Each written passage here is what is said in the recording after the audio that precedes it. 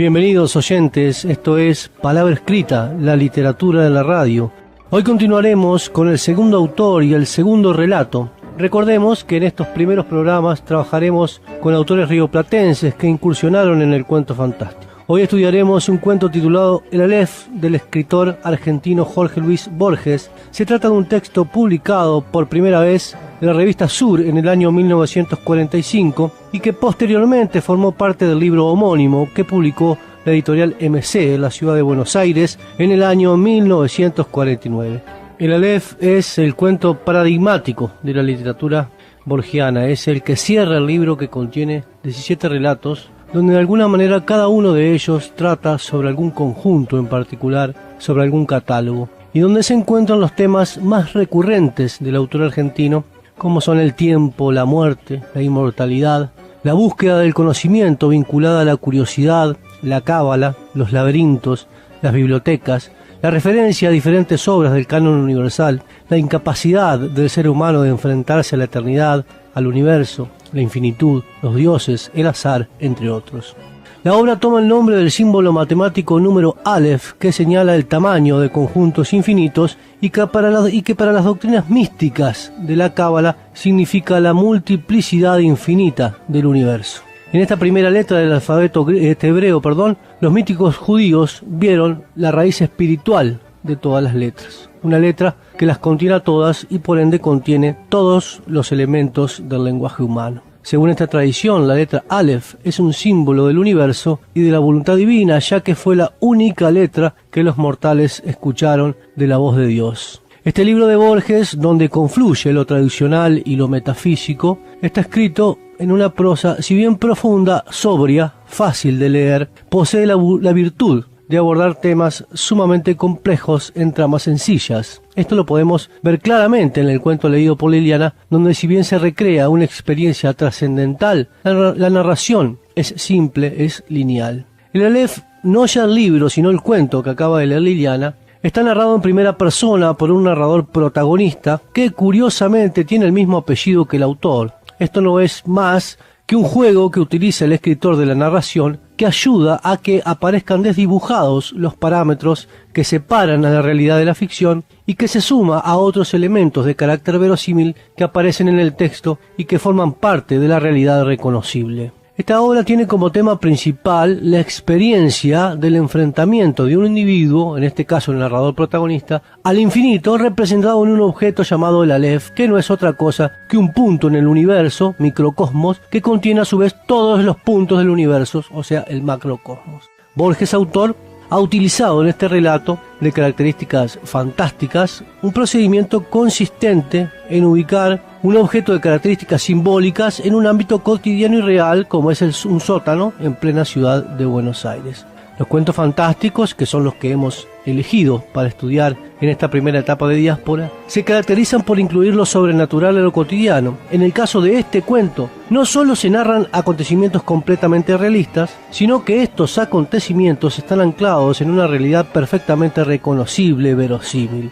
Allí está no solo la ciudad de Buenos Aires, sino también el barrio Constitución, los nombres de autores como Juan Crisóstomo Lafinur y Pedro Enrique Sureñas, entre otras referencias del mundo real. Esto le permite jugar con una realidad verosímil, ficcionalizarla y luego adentrarse en una dimensión fantástica que es donde se encuentra el Aleph. A la hora de describir la multiplicidad de las cosas del universo que refleja el Aleph, el narrador se enfrenta a la imposibilidad de hacerlo de forma completa mediante un instrumento tan limitado como el lenguaje humano y por esa razón acude a enumeraciones caóticas que de alguna manera lo acercan a una sucesión interminable. Pero si bien este es el tema central del relato, hay otros dos que también forman parte del eje narrativo del cuento. Ellos son la relación de amor frustrado entre Borges protagonista y la desaparecida Beatriz Viterbo y por otro lado la relación de carácter personal y literario que mantiene Borges protagonista con el primo de Beatriz, Carlos Argentino Daneri. Claro que estos dos últimos temas quedaron sacrificados en la versión resumida que leyó Liliana porque nos pareció más importante por cuestiones de tiempo referirnos únicamente al tema del Aleph porque es allí donde se encuentra el hecho fantástico.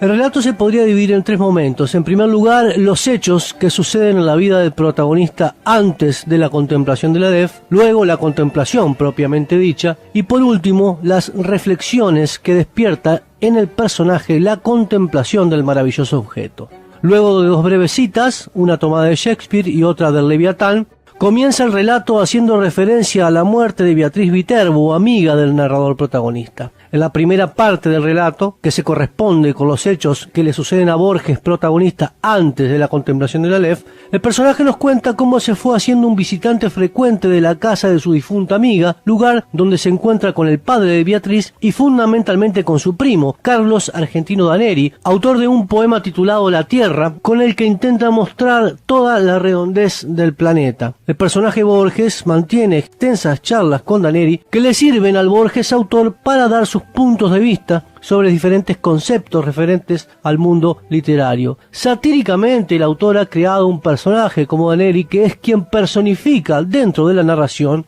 la imagen de un pseudopoeta consagrado por premios nacionales. Es indudable la crítica implícita que se hace a la mala literatura por parte de Borges, ya que las estrofas transcritas del primo de Beatriz y que éste considera valiosas no son más que torpes versificaciones extravagantes. En una ocasión, Daneri llama por teléfono a Borges para invitarlo a tomar la leche en el bar de Zunino y de Zungri, los propietarios de la casa de la calle Garay donde tradicionalmente había vivido. Allí le lee algunas estrofas del poema y Borges teme que Daneri termine pidiendo que le prologue el libro, cosa que no sucede, ya que el pedido que le hace apunta a que Borges funcione como un intermediario con el escritor Álvaro Millán Lafinul, para que este último le termine prologando la obra. En una primera instancia, Borges acepta cumplir la función de intermediario y hablar con Lafinul, pero una vez que se despide de Carlos Argentino Daneri, lo piensa mejor y decide no hacerlo y hacerse responsable de su decisión. Meses después, Borges recibe otro llamado de un desesperado Daneri que le cuenta que Zunino y Zungri planeaban derrumbar la casa de la calle Garay, lugar donde, le cuenta a modo de confesión, hay en el sótano un Aleph, un espacio donde se confunden todos los espacios del orbe que había descubierto siendo niño y ahora le era necesario para culminar una novela que estaba escribiendo. Ante estas palabras, Borges se siente tentado de ir inmediatamente a conocer el maravilloso objeto. Una vez en la casa, Daneri ofrece a Borges una copa de coñac, lo invita a bajar al sótano y le indica la posición que debe adoptar para poder contemplar el Aleph. Por un momento Borges sospecha que Daneri lo quiere matar y que su curiosidad lo ha hecho caer en la trampa, pero nada de eso sucede, sino que al cabo de seguir los pasos que Daneri le ha indicado para poder ver el objeto, finalmente puede contemplar el universo en un punto preciso. Así es que el maravillado protagonista ve una esfera cuyo centro está en todas partes y la circunferencia en ninguna, un objeto en que se refleja el todo sin límites de espacio, donde el tiempo son todos los tiempos fusionados en una realidad simultánea, ve diversos sitios de diferentes lugares, ve el pasado, el presente y el futuro, y accede en ese momento a los más recónditos secretos que guarda el universo. La fantástica contemplación hace sentir al protagonista infinita veneración e infinita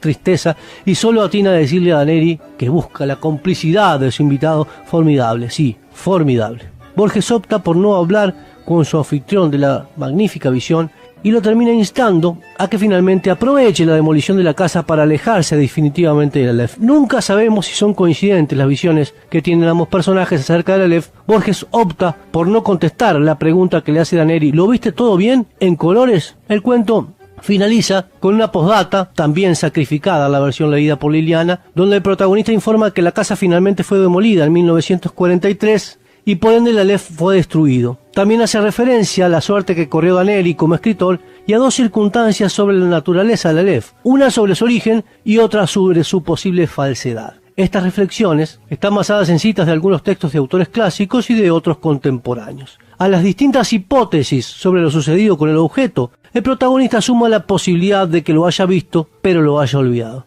Para finalizar, es innegable el paralelismo que se podría establecer en este relato con algunos pasajes de obras como la Divina Comedia de Dante Alighieri, donde Beatriz Viterbo sería comparable a Beatriz Portinari, porque es gracias a ella que Borges, al igual que Dante, puede llegar a la divinidad, en este caso representada en el Aleph. Algo similar sucedería con la República de Platón, donde se podría comparar el descenso al sótano con el mito de la caverna, donde los personajes están inmóviles y ven imágenes que vienen a sustituir la realidad. Pero tanto estos paralelismos como las numerosas posibles interpretaciones que podemos hacer del cuento, desde distintos puntos de vista, que irían desde lo literario hasta lo filosófico y lo teológico, serían parte de un estudio que excede al que hemos decidido realizar en este programa, donde apenas hemos intentado un acercamiento a un texto imprescindible de la literatura del pasado siglo.